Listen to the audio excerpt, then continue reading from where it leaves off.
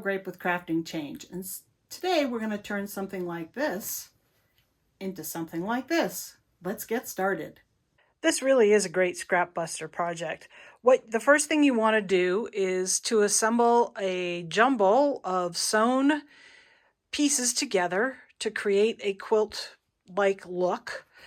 What I highly recommend as you sew them together, that you iron these seams open flat, because it will give less bulk when we go to assemble the hearts. The next step is to trace hearts on your quilted fabric. I have these two different template sizes that I have made for you to use. I've cut these out of placemats, and that gives me a nice strong plastic that I can keep using over and over again without losing the integrity of the heart. I'm now going to place my hearts on fabric in different locations, trying to overlap a couple of different fabrics so that we get to include them on a heart. And then I'm going to use my pencil and trace around them and then cut them out along that edge.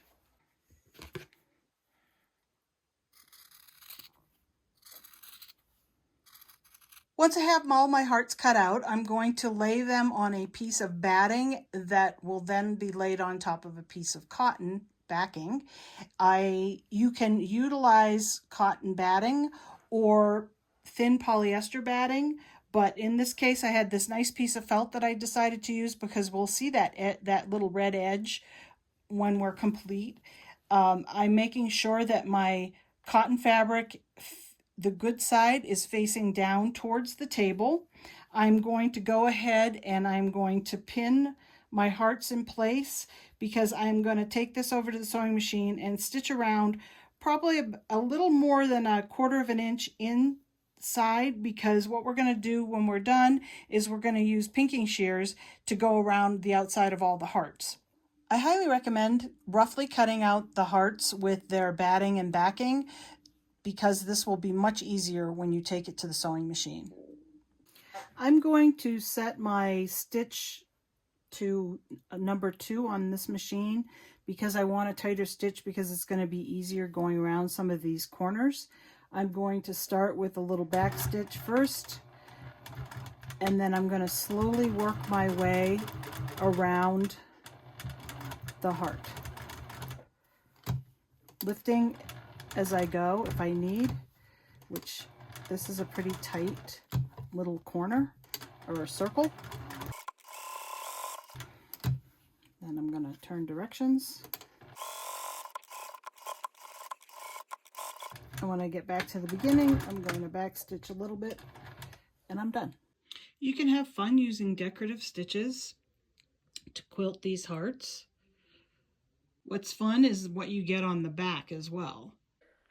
One thing we discovered was that it would probably be better when you're doing the decorative stitches to wait and do the outline of the heart in the single stitching first. That way you would not have to back stitch on the decorative stitches, and the stitching around the heart would hold those stitches in place. It's also fun to do some straight stitching with variegated thread and in different patterns across the heart. Even the straight stitching on the back creates a nice pattern.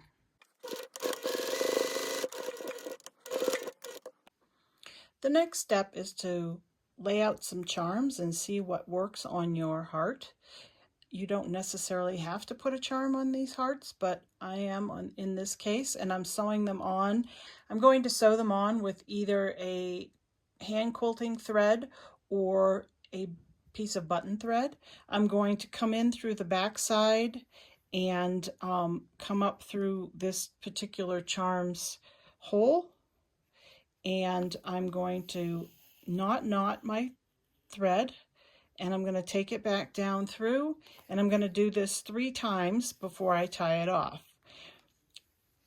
As an example, I've already sewn this one 3 times, and what I'm going to then do is just take the thread and tie a double. I'm going to go through the thread twice the first time, and I'm going to pull it really taut. I know this is hard to see. And then I'm going to tie it 2 more times, excuse me. And then I am just going to trim off the last little piece of thread.